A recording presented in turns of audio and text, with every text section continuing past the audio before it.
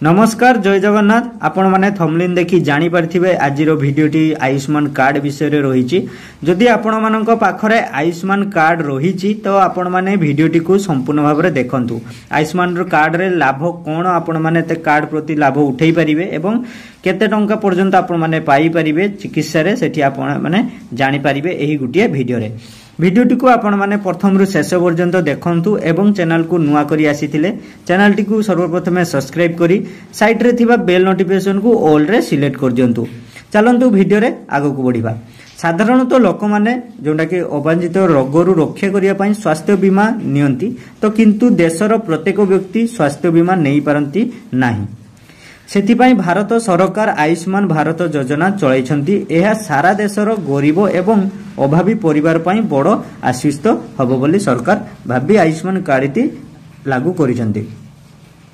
एही योजना अधीन रे लोकन को आयुष्मान कार्ड दिया जाए। एहार सीमा 5 लाख टंका रही थाए। तो यार सीमा रही थाए 5 लाख टंका जहा ऊपर आपण देशव्यापी हजार हजार हॉस्पिटल रे नगहीन चिकित्सा सुविधा पाती। अनेक समय लोक माने भाबंती जे एहाकू केते थर व्यवहार करा जाई परिबो। तो लोक माने भाबंती एटाकू केते थर व्यवहार करा जाई परिबो। एही प्रत्येक रोग पई मागणा चिकित्सा उपलब्ध की माने सबु थर आपण माने मागणा चिकित्सा करि परिबि कि आपण मानको मन रे डाउट रही थाई। आयुष्मान कार्ड रे वर्ष रे केते थर आपण माने व्यवहार करि परिबे बा चिकित्सा करि परिबे गुटे कार्ड रे। आपण माने जदि गुटे कार्ड रे आपण माने केते थर गोटे वर्ष रे चिकित्सा करि परिबे या आपण मानको परिवार रे केते जनकर गुटे कार्ड रु चिकित्सा हेई परिबो। एथिपाई कोनोसी सीमा स्थिर करा जायछि कि आसंतु जानिबा। आयुष्मान भारत योजना अधीन रे प्रत्येक परिवार को वार्षिक चिकित्सा एक निर्दिष्ट सीमा दिया जायछि। एही सीमा मध्य रे आसुथिबा खर्चर संपूर्ण भार सरकार वहन करंती। योजना जोंटा कि योजना अनुसार एही परिवार रो वर्षक माने सर्वाधिक 5 लाख टंका पर्यंत मागणा चिकित्सा करि परिबे। एही सीमा रे हॉस्पिटल भर्ती ऑपरेशन और परीक्षा एवं औषध भली खर्च अंतर्भुक्त रही अछि। परिवार रो जणे सदस्यक पई किंबा समस्त सदस्यक पई चिकित्सा करंतु मोट खर्च 5 लाख टंका अधिक होई परिबो नाही। माने 5 लाख रु अधिक खर्च होई परिबो नाही। कार्ड रे लिमिट तार 5 लाख ही रही।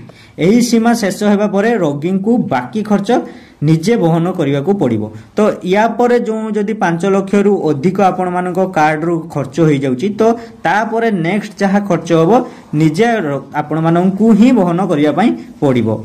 अर्थात आपण वर्ष रे जेते थर चाहिबे मागणा चिकित्सा लाभ उठाई परिबे।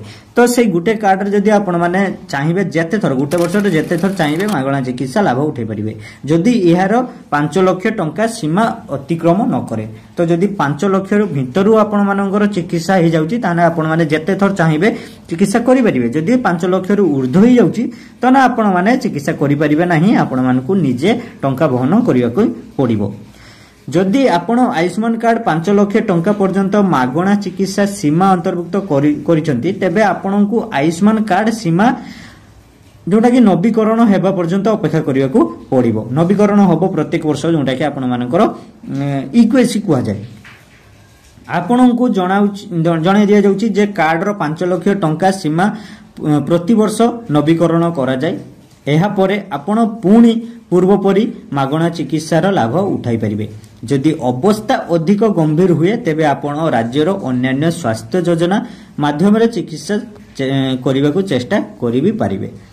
ठीक अछि फ्रेंड, भिडियोटी आपण मानकु जदि इन्फॉर्मेटिव लागिथिबो भिडियो को गुटे छोटिया के लाइक कर दे चैनल टी को सब्सक्राइब करी साइड रे थिबा बेल नोटिफिकेशन को ऑल रे सिलेक्ट कर दियंतु।